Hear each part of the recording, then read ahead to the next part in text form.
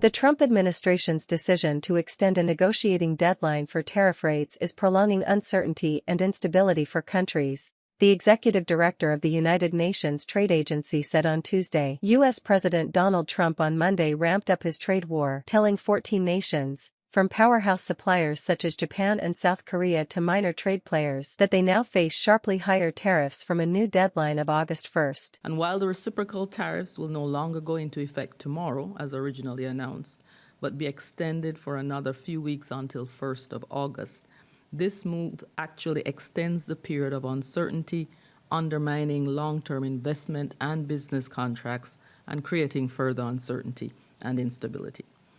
Economic uncertainty has real-world consequences, as we all know, on countries and on sectors.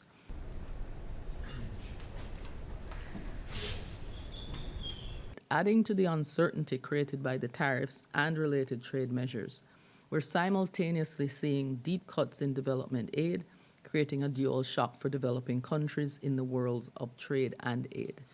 G7 countries, which together account for around 3/4 of all official development assistance, are set to slash their aid spending by 28% next year, compared to 2024 levels. This would be the biggest cut in aid since the G7 was established 50 years ago. And this is from Oxfam. In short, in today's context, a perfect storm is brewing.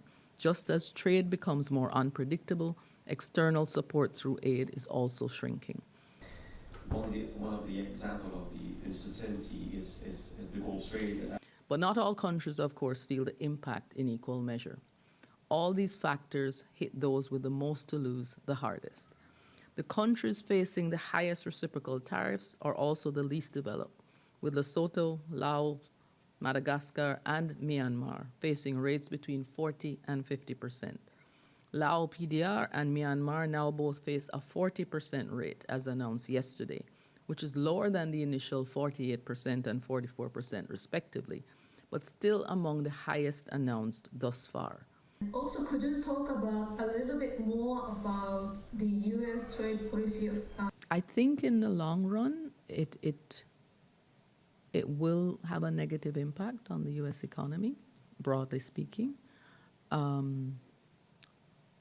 I'm not clear on what the plan is, what the long-term plan is, and I presume there is one.